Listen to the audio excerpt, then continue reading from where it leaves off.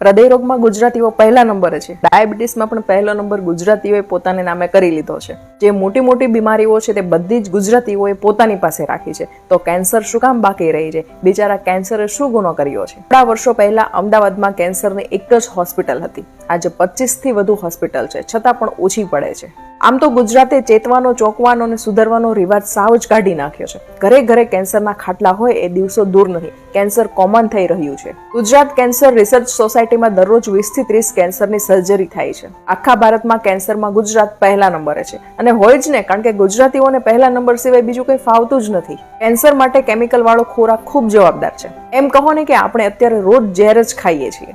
આપણી ખેતીની જમીનો અને ખેતીની પદ્ધતિઓ ઝેરીલી થઈ ગઈ છે. જંતુનાશક દવાઓ, રાસાયણિક ખાતરો અને પ્રચુર કેમિકલ્સને કારણે ખોરાકમાં ઝેર વ્યાપી રહ્યું છે. કેમિકલની મદદથી ખેડૂતો 10 થી 15 ગણો પાક લઈ રહ્યા છે. અમુક દવા તો એવી આવે છે કે શાકભાજીના કોઈ પણ છોડ પર છાંટવામાં આવે તો દર 3 દિવસે પાક મળે અને શાકભાજીનું કદ 2 થી 3 ગણું વધી જાય છે. કેમિકલના પ્રતાપે શાકભાજી અને ફ્રૂટ્સને તાજા દેખાડવા માટે કલર ચડાવવામાં આવે છે.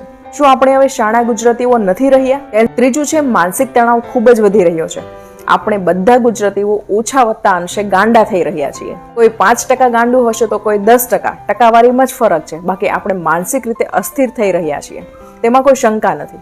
આખો સમાજ મેન્ટલ હોસ્પિટલ બની રહ્યો છે. સંપૂર્ણ સ્વસ્થ વ્યક્તિ દિવસે દીવો લઈને શોધવા જઈએ તો પણ મળે કે નહીં તેવી સ્થિતિ છે. 100 વાતની એક વાત, માનસિક તણાવ આપણને બીમાર બનાવે છે અને કેન્સર થવાનું આ એક કારણ છે.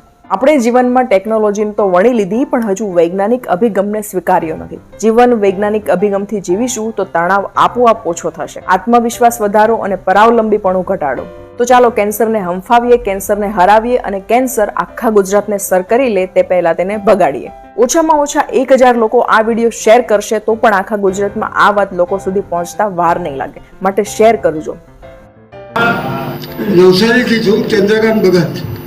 આજથી 3.5 વર્ષ પહેલાં મને કેન્સર હતું. તમને લાગે આજની તારીખે કે મને કેન્સર હોવું જોઈએ? જ્યારે હું ઓછું સાંભળું છું. કોઈને લાગે છે મને કેન્સર હતું? આજથી 3.5 વર્ષ પહેલાં મેં કેન્સરનું ઓપરેશન કરાવેલું.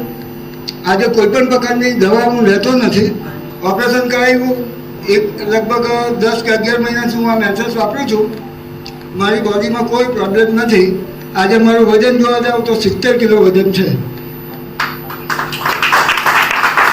આજે કોઈ પણ કેન્સર પેશન્ટ હોય તો પહેલાં તો એ જોવાનું જ નહીં ગમે.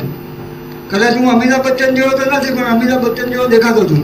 કહેવાનું હસવાનું કારણ એટલું છે કે હું હેલ્ધી છું અને હું ખુશ છું. બાકી આજે ઘણા લોકોને કેન્સર થાય એટલે પોતાની જાતને શું સમજે, હવે કેન્સર. પણ આજે એકદમ ફિટ, 70 કિલોનું વજન, કોઈ પણ પ્રકારની દવાની, અને 4-5 વ્યક્તિને તબકાવા હોય તો આપણે તબકાની તાકાત બી રાખીએ.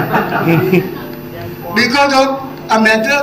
કહેવાનો મારો મતલબ એક જ છે કે કેન્સર પેશન્ટ તો બધા આંખ બંધ કરીને લઈ જ લેવાની, પણ અહીંયા દરેકે દરેક વ્યક્તિએ આ પ્રોડક્ટની જરૂર છે અને છે.